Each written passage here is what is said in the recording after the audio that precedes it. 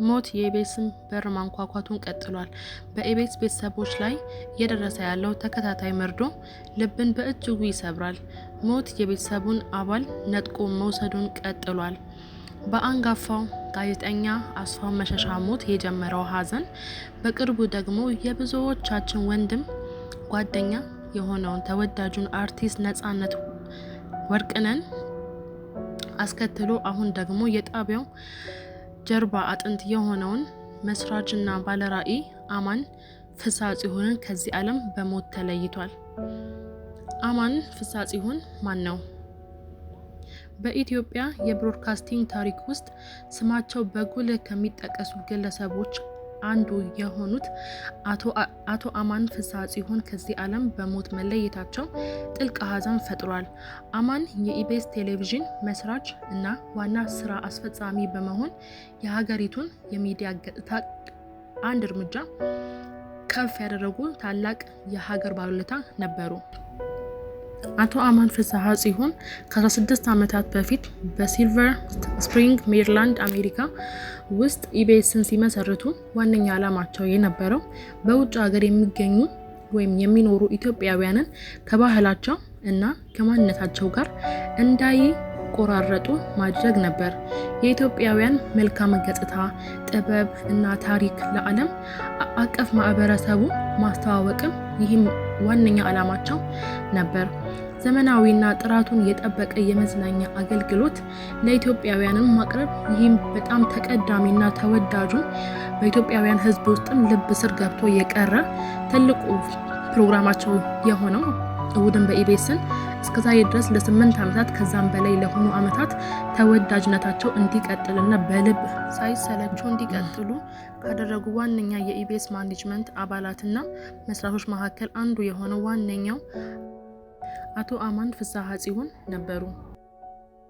በአቶ አማን ፍስሐጽዮን መሪነት ኢቢኤስ በኢትዮጵያ የሚዲያ ኢንዱስትሪ ውስጥ በርካታ አዳዲስ ነገሮችን አስተዋውቋል።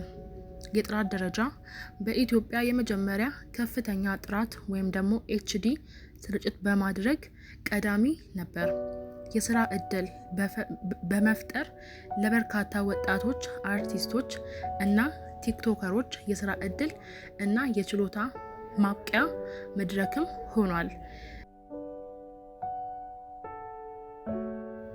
የአቶ አማን ህልፈት በቅርብ ጊዜያት ውስጥ በኢቢኤስ ቤተሰቦች ላይ የደረሰውን ተከታታይ ሀዘን የከፋ አድርጎታል።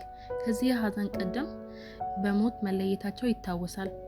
ጋዜጠኛ አስፋው መሸሻ የጣቢያው አንጋፋና ተወዳጅ ጋዜጠኛ፣ አርቲስት ነጻነት ወርቅነህ በርካታ የጣቢያው ፕሮግራሞች ላይ ተሳታፊ የነበረ ድንቅ አርቲስት ነበር። አቶ አማን ፍስሐጽዮን የጣቢያው የጀርባ አጥንት እና መስራች እና ባለራዕይም ነበሩ።